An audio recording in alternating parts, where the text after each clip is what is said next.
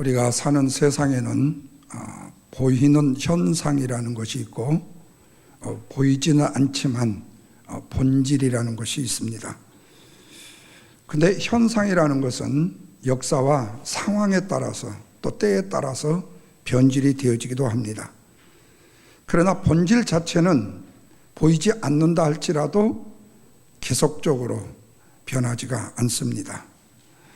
그러다 보니까 보이는 현상이 마치 본질인 것처럼 착각하는 경우가 많이 있게 되고, 또 본질을 쫓아가야 될 일들에 본질을 내동댕이 치고 현상을 따라가는 일들이 일어나기도 합니다.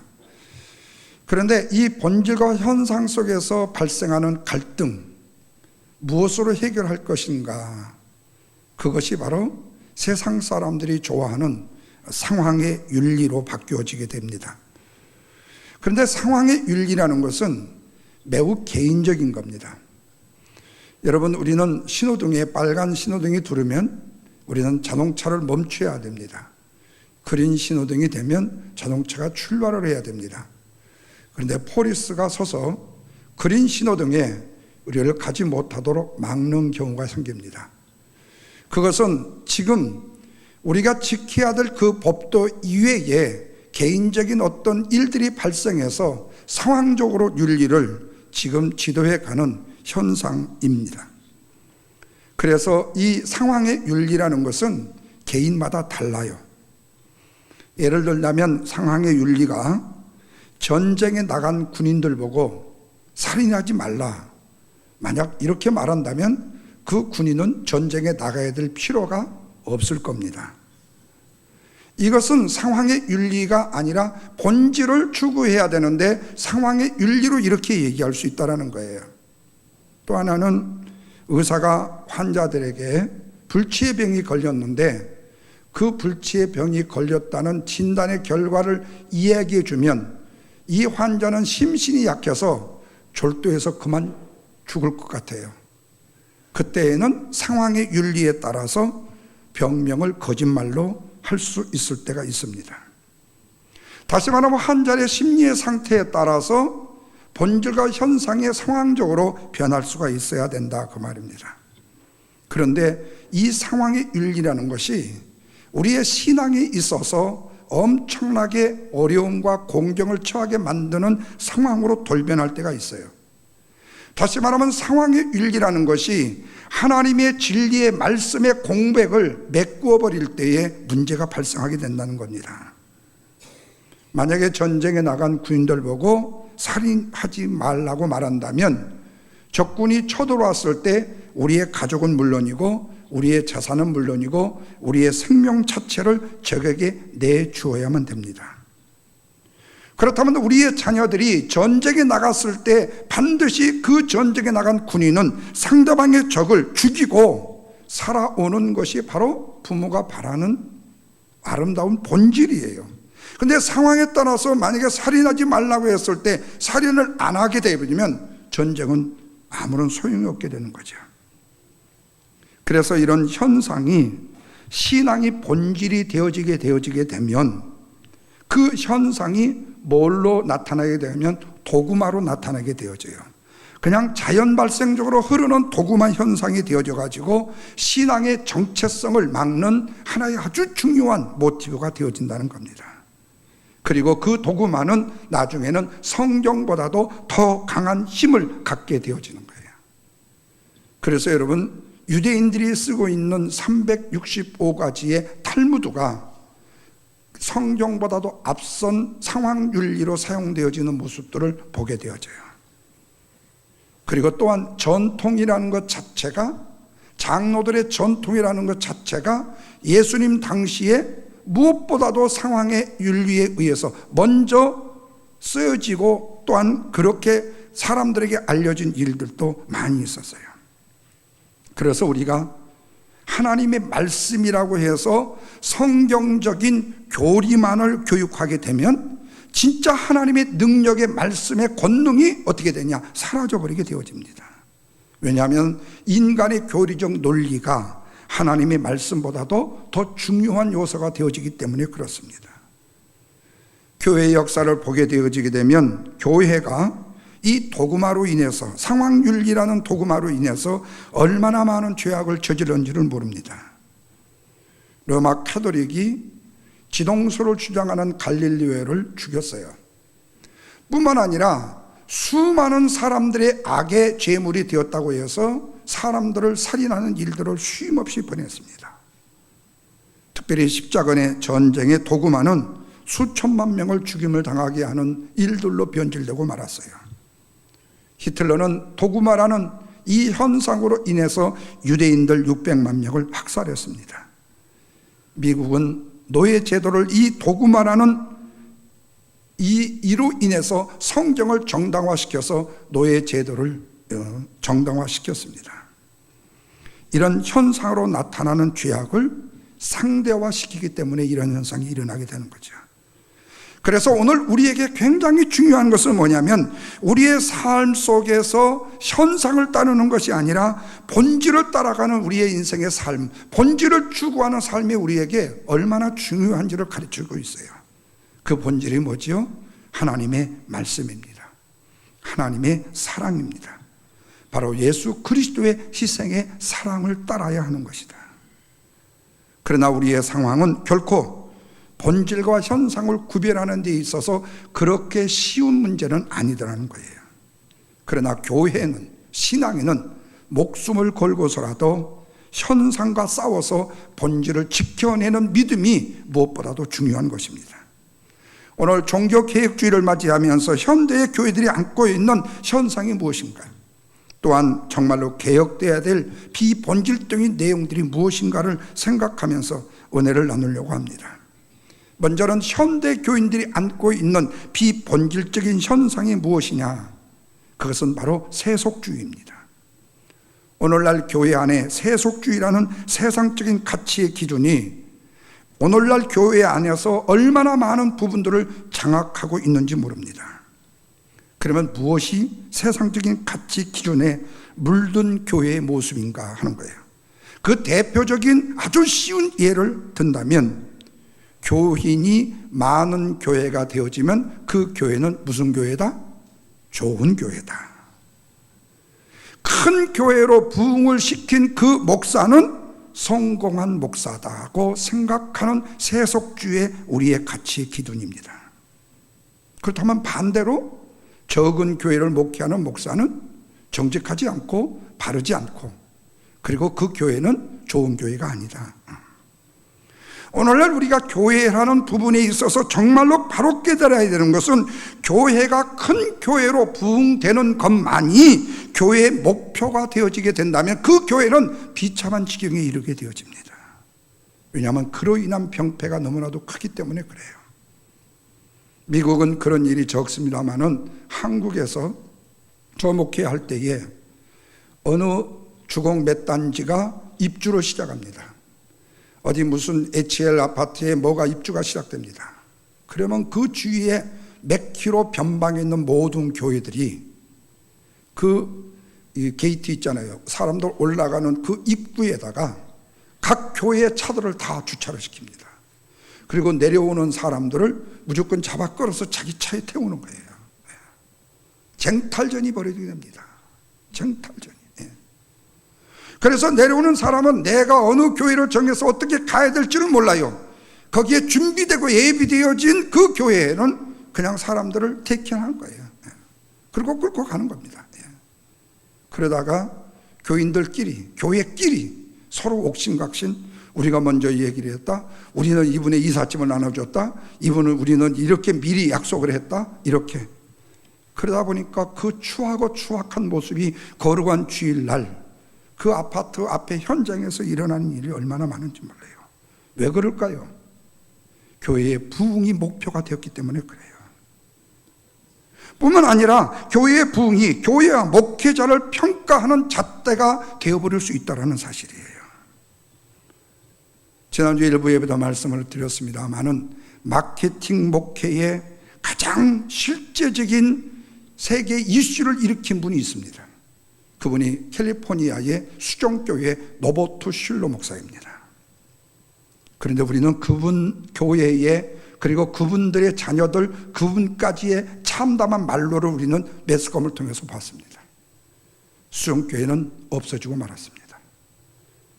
그 교회를 가보시면 아시겠지만 그 수많은 크리스탈 유리로 되어 있습니다. 근데 그 수많은 크리스탈 유리마다 이름이 붙어 있습니다. 김올순 장로, 크리스탈 몇 개 헌금. 그 다음에 그것만이 아닙니다. 그 크리스탈 교회의 밑에 바닥을 밟다 보면은 이 대리석 이거로 다 장식이 되어 있습니다. 그 무덤에서부터 아주 쫙 되어 있어요. 그 대리석 하나마다의 이름을 보면 이름이 다 적어 있습니다. 그분은 부동산 투기로 교회를, 성공적인 교회를 이끌었다고 세계적인 자평은 물론이고 다른 사람의 평가에서 아주 훌륭한 모델이라고, 마케팅 목회 모델이라고 얘기를 했습니다. 그런데 그런 교회가 무너져 버렸습니다. 그런 교회가 완전히 피폐한 모습으로, 참담한 모습으로 무너져 버렸습니다. 여러분, 그것을 보고 세상적인 가치의 기준, 숫자, 크기 때문에 평가된다는 것이 옳은 처사이냐 그 말이에요. 뿐만 아니라 얼마나 돈을 많이 버느냐, 얼마나 능력이 있느냐, 절대로 하나님은 그렇지가 않다라는 말씀입니다. 하나님께서는 사람의 크기로 판단하지 아니하시고 교회의 크기로 판단하지 아니하시는데, 헌금을 얼마나 많이 내고 얼마나 더 많이 헌신을 봉사하느냐로만 보시지 않는데, 하나님은 얼마나 더만큼 사랑하느냐를 보시는데, 얼마나 성공했느냐를 보시지 않고 얼마나 충성했느냐를 보시는데, 우리는 얼마나 많이 헌금을 했느냐, 얼마나 많은 숫자가 모이느냐, 얼마나 많은 일들을 했느냐고 본다는 거예요. 우리 사람들이 성공이라는 말을 너무 좋아하기 때문에 그렇습니다. 그런데 여러분 놀라지 마십시오. 실제로 성경에는 성공이라는 말은 단 한 번밖에 나오지 않습니다. 전도서 10장 10절에 보면 오직 지혜는 성공하기에 유익하니라 하는 말씀이 하나가 나와요. 그런데 이 성공이라는 이 말이 쓰여진 이것은 본래의 뜻으로 말하면, 이 말씀의 뜻은 지혜를 바로 사용하는 것이 좋다라는 유익의 뜻으로 사용이 되어졌어요. 그러니까 진짜 성공이란 말은 successful이라는 말로 사용되어져 있는 성경의 내용은 단 한 문장도 없고 한 단어도 없다는 말씀입니다. 이 성공이라는 전도서 10장 10절의 말씀도 유익이라는 말로 쓰여졌어요. 다시 말하면 지혜를 잘 사용하면 삶에 더 큰 유익이 된다라는 뜻으로 사용됐습니다. 다시 말하면 성경은 우리에게 성공해야 된다고 가르치는 기절이 단 한 구절도 나온 적이 없다는 말씀입니다. 이 말은 하나님은 우리가 세상에서 성공하기만을 바라지는 않는다는 말씀입니다. 하나님은 우리에게 성공을 바라시는 것이 아니라 충성스러운 사람이 되기를 원하신다는 사실입니다. 그래서 성경에서는 성공이라는 말 대신에 충성이라는 말이 얼마나 많이 나온지 몰라요. 그런데 세상적인 가치의 기준에 묻어버린 오늘날 교회와 성도들은 반드시 성공해야 된다고 생각을 한다는 거예요. 교회도 반드시 성공을 해야 되고, 목회도 반드시 성공을 해야 되고, 사업도 반드시 성공을 해야 되고, 인생도 반드시 성공을 해야 된다고 말한다는 거예요. 그런데 문제는 그 성공이 세상적인 가치의 기준이 어디까지냐 이거예요. 100만 불을 벌으면 성공한 것, 이것이 마치 하나님의 사명인 것처럼 말하는 경우가 많다는 겁니다. 뿐만 아니라 이 성공이라는 것이 마치 누구보다 더 많은 복을 받았다고 생각한다는 거예요. 그러나 하나님은 성공을 원하지 않으십니다. 돈 많이 버는 사람을 원치 않습니다. 부자가 되는 것도 원치를 않습니다. 큰 교회가 되는 것도 원치 않습니다. 다만 매 순간에 최선을 다하는 하나님을 위한 충성스러운 일꾼이 되기를 원하신다는 사실입니다. 오직 하나님께서 우리에게 주신 사명을 감당하는 충성스러운 교회가 되기를 원하신다는 거예요. 그것뿐이 아닙니다. 돈을 많이 버느냐, 부흥하여 큰 교회가 되느냐는 것보다도 충성하면 주어질 수 있는 그것은 결과일 뿐인데, 열심히 일을 해도 돈을 많이 벌지 못하는 분들이 있잖아요. 목사가 생명을 바쳐서 목회를, 교회를 섬기는데도 부흥이 되지 않을 수도 있잖아요.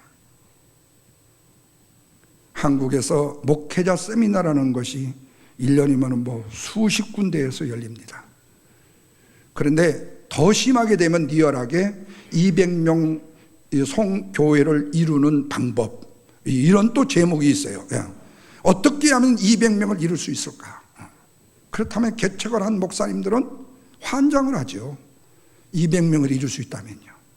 그리고 또 매스컴에 2년 6개월 만에 이 교회가 300명의 성도를 일구는 훌륭한 목사님이었다고 또 매스컴에 나옵니다. 그러니 얼마나 부러워요. 근데 가서 들어보면 그거예요. 성경을 많이 연구하십시오. 진리를 전하십시오. 그리고 기도를 많이 하십시오. 그런 얘기예요. 그건 성경에 있는 이야기가 그것이 성공의 비결이라고 말한 것이 한 번도 없는데 마치 자기가 그렇게 해서 성공을 이룬 것처럼 자랑을 늘어놓는 거죠. 실제로 보면 그분은 기도를 많이 한 분이 아니에요. 진짜로 기도한 분은 지금 교회를 개척했고 강대상을 입을 삼아서 24시간을 여기서 주야장창 기도하면서 교회 부흥을 위해서 기도하는 목회자들이 있어요. 그러면 왜 그렇게 기도하는 그 목회자의 교회는 부흥을 안 시켜주고 저렇게 죄송한 표현이지만 뺀돌뺀돌 기름장사 아들만 하고 놀러 다니기 잘하고 뭐고 잘하는 저 목사의 교회는 부흥이 되느냐 그 말이에요. 그거를 뭘로 평가할 수 있냐 그 말이에요. 여러분, 우리가 돈 버는 것에 목적을 두게 되면 돈 벌리지 않는 일은 쉽게 뭐 해버리죠? 포기해버리게 되는 겁니다. 목사가 교회의 부흥에만 목적을 두게 되어지면 바른 목회를 할 수가 없게 되어져요. 변질이 되어지고 맙니다. 저도 그 중에 한 사람이에요. 개척을 여러 번 하다 보니까요, 지금 세계에서 목회자들이 괜찮은 세미나 뭐 있으면 미국이고 어디고 간에 다 쫓아다녔어요. 심지어는 옛날에 이 뭡니까 장풍이 있었잖아요. 탁 하면 그냥 팍팍 넘어져 교인들이. 그리고 이 불 있잖아요. 여러분들 다 이를 서놓고 내가 이거 지금도 해도 여러분 다 넘어질 수 있어. 여러분 세워놓고 한번 내가 하면 여러분 다 넘어져. 내가 딱 하면 뒤로 넘어져. 그것도 저도 호텔에서 1박 2일로 배웠어요. 1박 2일로 배웠어요. 왜? 그 당시에 한참 미국에서 그 바람이 불었잖아요. 그 이름이 지금 나 갑자기 생각 났는데 베니힐의 그 있잖아요. 그거요. 그리고 내가 노버트 슐러 목사 추정교회에서 베니 목사님한테 제가 안수기도를 받았어. 2층에 3층에 있는데 콜링을 해요. 이전에 군대에서 왼쪽 팔을 엘보를 다친 사람은 나오래요. 나보고 나오라는 거예요. 그래서 제가 나갔어요. 뭐요? 하나님, 나는 이거 기도 많이 했거든요. 하나님, 이 팔이 굽어졌는데 피어줄 줄로 믿습니다. 지금까지 기도를 많이 했어요. 그런데 정말로 벤이 저한테 기도해 줬어요.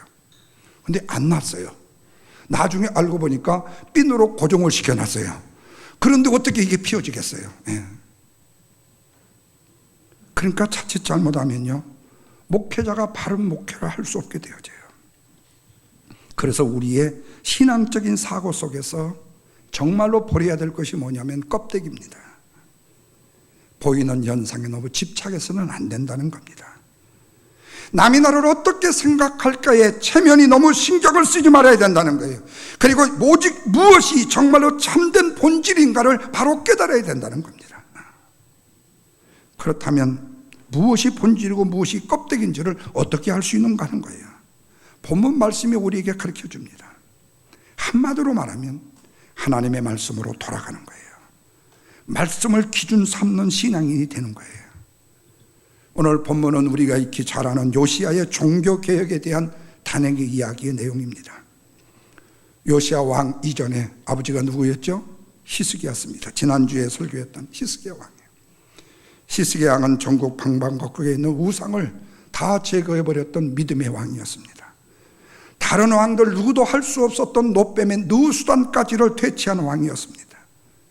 그런데 그의 아들 므낫세가 왕이 되면서부터 상황은 다시 원점으로 돌아가기 시작합니다. 므낫세는 북이스라엘 19명의 왕과 남유다의 20명의 왕 중에서 가장 오랫동안 통치한 왕입니다. 무려 55년 동안이나 남유다를 통치했어요. 그러니까 악한 왕이니까 생명도 길어. 선한 왕들은 금방 죽어 또. 그런데 안타깝게도 그가 55년 통치를 하면서 남유다의 역사상으로 가장 어리석었고 가장 불신앙적인 왕으로 등극을 했어요. 그의 아버지 히스기야가 제거해버린 우상들을 다시 도입을 합니다.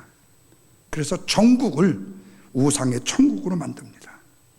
그리고 므낫세의 뒤를 이은 아몬 왕이 2년을 통치하다가 반역으로 인해서 죽습니다. 그리고 그 요시야가 8살 때 왕이 됩니다. 그때는 전국적으로 우상이 들끓고 있었을 때예요. 근데 요시야가 왕이 된 지 18년이 되었을 때 성전을 수리하는 중에 대제사장 hil기야가 성전 안에서 율법책을 발견하게 돼요. 그동안 므낫세와 아몬이 통치하는 시기를 거치면서 이스라엘 백성들은 하나님의 말씀을 완전히 잃어버렸습니다. 하나님에 대한 관심도 없었습니다. 오직 우상을 섬기는 일에만 열중을 했습니다. 그런데 요시야 왕 때에 하나님의 말씀인 율법을 찾아낸 거예요. 서기관 사반이 율법을 요시야 왕 앞에서 읽습니다. 하나님의 말씀을 들었던 요시야 왕은 옷을 찢으며 회개를 합니다. 그리고 열왕기하 22장 13절에서 이렇게 말해요. 우리 열조가 이 책의 말씀을 듣지 아니하며 이 책에 우리를 위하여 기록된 모든 것을 준행치 아니하여 여호와께서 우리에게 바라신 진노가 크도다. 그러면서 우리가 하나님의 말씀을 떠나 있었다고 회개합니다. 그래서 하나님의 진노가 임했다고 고백을 합니다. 그리고 그 말씀을 기준해서 종교의 계획을 단행하는데 우상의 제단들을 다 태워버리고 헐어버립니다. 우상에게 경배하던 모든 이방 예배를 모두 다 없애버립니다. 심지어는 우상을 가루를 내서 뿌려버리게 돼요. 우상을 섬기는 우상의 제사장들을 다 죽입니다. 대대적인 종교의 계획을 단행합니다. 그리고 열왕기하 23장 24절에서 요시야가 유다 땅과 예루살렘에 보이는 신접한자와 박수와 트라빔과 우상과 모든 가증한 것들을 다 완전히 제했다고 말씀해요. 그 말씀 중에 드라빔이라는 말을 드라빔을 없앴다는 말씀이 있어요. 드라빔은 뭐냐면 가정의 수호신입니다. 제가 어렸을 때 우리 아버지 어머니 기거하시는 안방에 위에 실ong이 하나 있어요. 거기에 보면 이만한 그 질그릇 단지가 2개가 놓여져 있습니다. 나는 어려서 너무너무 궁금했어요. 왜냐하면 먹을 것을 위에다가 올려놓는 경향이 많거든요. 한꺼번에 못 먹게. 그래서 양잿물도 거기 가서 집어 먹은 적도 있었지만, 그런데 그게 너무 궁금해요. 제가 예수를 믿고 나니까 우리 아버지 어머니가 고백을 하시는 거예요.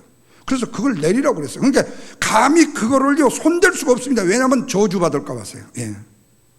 제가 과감하게 이걸 놓고 가서 내렸어요. 뚜껑을 열었어요. 그게 뭔 줄 아세요? 쌀이 들어있어요. 쌀. 근데 쌀이 이미 좀이 나가지고 전부 다 부스러진 거예요. 그게 뭐냐면 우리 집안의 수호신이었습니다. 바로 가정의 수호신 드라빔이 있었어요. 가정마다 섬기는 신이 있었는데 이 신들을 모두 다 없앴다는 거예요. 사회 구석구석의 우상뿐만 아니라 가정에서 남몰래 행하던 모든 우상 숭배까지 금지를 시켰어요. 이것이 요시야가 얼마나 철저하게 우상 숭배의 제거를 했는지에 대한 말씀을 인정해 주는 거예요. 그리고 계속해서 이렇게 말합니다. 이는 대제사장 hil기야가 여호와의 전에서 발견한 책에 기록된 율법의 말씀을 이루려 함이니라 이렇게 말씀해요. 왜 요시야가 종교의 계획을 감행했을까? 하나님의 말씀을 따르기 위해서였습니다. 무엇을 근거해서 종교의 계획을 감행했을까? 하나님의 말씀의 중심이었습니다. 하나님의 말씀에 근거해서 하나님의 말씀을 따라서 하나님의 말씀을 이루기 위해서 종교의 계획을 단행했다. 다시 말하면 하나님의 말씀으로부터 멀리 떨어져 있는 세상, 멀리 떨어져 있는 사람들, 이 사람들의 신앙을 회복시켜 주었다는 말씀입니다. 오직 하나님의 말씀의 기준이 되는 신앙으로 그들을 붙잡아 다시 일으켜 세워주었다. 여러분, 이것이 바로 뭐지요? 진정한 개혁인 것입니다. 오늘 우리의 신앙도 마찬가지입니다. 세상적인 가치의 기준인 상황의 윤리에 따라서 우리가 지금 동안 신앙생활에 또 우리의 전통과 내 세상의 내 윤리와 도덕을 앞세우는 우리의 신앙이 되어서는 안 되고 하나님의 말씀으로 오직 돌아가야 됩니다. 때로는 그 말씀이 힘들게 우리에게 다가오고 그 말씀이 때로는 우리에게 치명적인 아픔을 준다 할지라도 오늘 우리는 우리의 잃었던 신앙을 하나님의 말씀으로 회복해야 돼요. 그래서 내 생각대로 살았던 삶이 이제는 하나님의 말씀으로 따라가는 삶으로 변화되어야 돼요. 내 중심된 생각들이 이제는 하나님의 말씀의 중심으로 돌아가야 돼요. 하나님의 말씀으로 돌아가지 않는다는 것은 진정한 신앙의 개혁이 되어줄 수가 없기 때문에 그렇습니다. 우리가 바른 신앙생활을 하지 못했다가 때로 우리에게 어려움과 고통이 당하고 어떤 크나큰 일들을 겪게 되었을 때 우리는 꼭 하는 얘기가 있습니다. 제가 그렇게 신앙으로 변질됐을 때 목사님은 왜 나를 잡아주지 않았어요? 그런데 여러분, 내가 하나님의 말씀을 벗어나서 비진리의 현상으로 나아가고 있을 때는 본질이 보여지지 않고 어느 사람이 어떤 얘기를 해줘도 깨닫지를 못해요. 결국에는 아픔의 현장에서 비참한 지경에 내가 들어가야만이 그때에서 내가 왜 그랬을까를 깨닫게 된 인간의 어리석음이 있더라는 거예요. 그래서 하나님의 말씀이 주어질 때에 깨달아야 되는 거죠.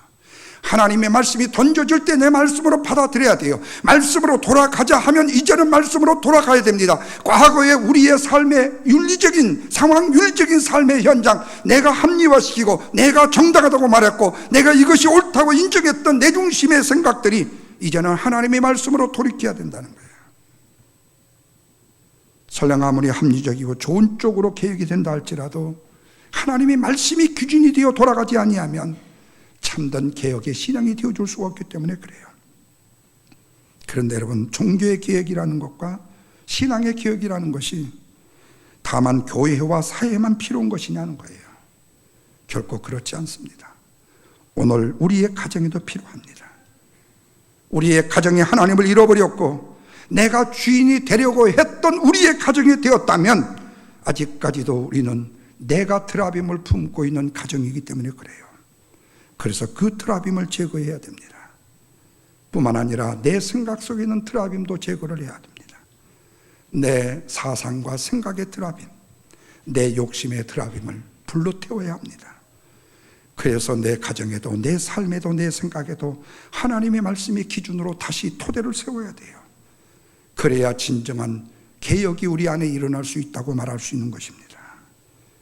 이런 요시야가 개혁을 단행했을 때 열왕기하 23장 25절에서는 요시야와 같이 마음을 다하며 성품을 다하며 힘을 다하여 여호와를 향하여 모세의 율법을 온전히 준행한 임금은 요시야의 전에도 없었고 후에도 그와 같은 자가 없었더라고. 요시야를 향해서 최고의 찬사를 보내는 말씀을 보게 되어져요. 요시야가 한 일이 뭐였죠? 하나님의 말씀을 근거 삼아서 거짓되고 부패한 것들을 바로 잡아갈 때 하나님께서는 그 요시야를 전에도 없었고 후에도 없었던 사람이었다고 말한 거예요. 놀라운 칭찬을 해주신 거예요. 사랑하는 여러분, 개혁이라는 것은 그렇게 쉬운 일이 아닙니다. 내 남편 중심의 내 가정의 신앙의 룰들이 아내가 바른 말씀의 개혁으로 바꾼다는 게 쉬운 일이 아니에요. 바른 신앙의 모습으로 거룩한 주의를 성수하고 주님 앞에 선다는 것 자체가, 예배에 성공하는 자체가 잃어버렸다면 다시 회복하기가 그렇게 쉽지는 않다는 거예요. 단시간에 되는 것도 아니라는 거예요. 그러나 열왕기하 22장 2절에서 말씀하신 것처럼 요시야는 왕이 될 때부터 하나님이 보시기에 정직했던 사람이었다고 했어요. 그래서 오늘 말씀에도 보면 하나님께서 칭찬하셨던 다윗의 길을 따라갔던 사람이라고 말합니다. 요시야는 때를 기다렸습니다. 무려 18년이라는 세월을 기다리며 준비하다가 율법의 책이 발견된 계기를 통해서 종교의 개혁을 과감하게 단행한 것입니다. 그러나 성경에는 기록되지는 않았지만 요시야가 종교의 개혁을 감행했을 때 얼마나 많은 사람들이 반대를 했을까요? 적지 않은 사람들의 반항도 있었고 적지 않은 사람들의 저항도 있었을 거예요. 그럼에도 요시야는 그 어떤 반대에도 불구하고 그 어떤 저항에도 불구하고 말씀을 따라서 개혁을 단행한 것입니다. 하나님께서는 이런 요시야를 칭찬하셨어요. 우리의 삶에도 하나님의 말씀을 따라서 바르게 개혁을 한다는 것이 쉽지 않습니다. 사랑하는 남편을 설득해야 되고 부모님을 설득해야 되고 사랑하는 아내와 자녀들을 설득해야 됩니다. 한마음 한뜻으로 하나님의 말씀의 기준으로 삼아서 예배하는 가정, 하나님을 경외하는 가정, 하나님을 영화롭게 하는 가정, 하나님을 위해서 우리의 중심과 우리의 뜻을 드리는 가정으로 서기가 그렇게 쉽지가 않다는 거예요. 한두 번 결단을 했다고 해서 쉽게 될 수 있는 것도 아니죠. 그렇다고 어느 순간 말씀 한마디 깨닫다고 해서 작은 은혜로 어떤 부흥에서 받았다고 해서 되는 것도 아니죠. 문제는 뭐지요? 쉼 없이 끊임없이 힘쓰고 애쓰고 노력해야 된다는 거예요. 뭘로요? 하나님의 말씀으로 돌아가라는 끊임없는 결단. 그 노력이 없이는 진정한 개혁을 이룰 수가 없기 때문에 그렇습니다. 이렇게 힘든 과정이기 때문에 그 과정을 이룰 때에 하나님께서는 요시야를 칭찬하셨던 것입니다. 그렇다면 사랑하는 성도 여러분, 지금 저와 여러분의 신앙의 형편은 어떻습니까? 하나님의 말씀이 기준되어진 중심의 삶을 살고 있느냐입니다. 뿐만 아니라 하나님의 말씀에 비춰봤을 때 내가 하나님 말씀의 기준에 바른 길을 가지 못하고 곁길로 가고 있는 나의 모습은 보지 못하느냐입니다. 개혁은 남이 아닙니다. 남편도 아내도 자식도 아니고 내 자신에서부터 먼저 시작이 되어야 됩니다. 나부터 바뀌어줘야만 되는 겁니다. 그래서 지금 나타나고 있는 내 삶의 비본질적인 현상과 싸워서 성경적인 본질을 회복시켜 일으켜 세우는 것입니다. 이것이 바로 진정한 개혁의 일입니다. 하나님이 기뻐하시는 이 개혁을 이루기 위하여 함께 힘쓰는 저와 여러분 되기를 주님의 이름으로 축원합니다.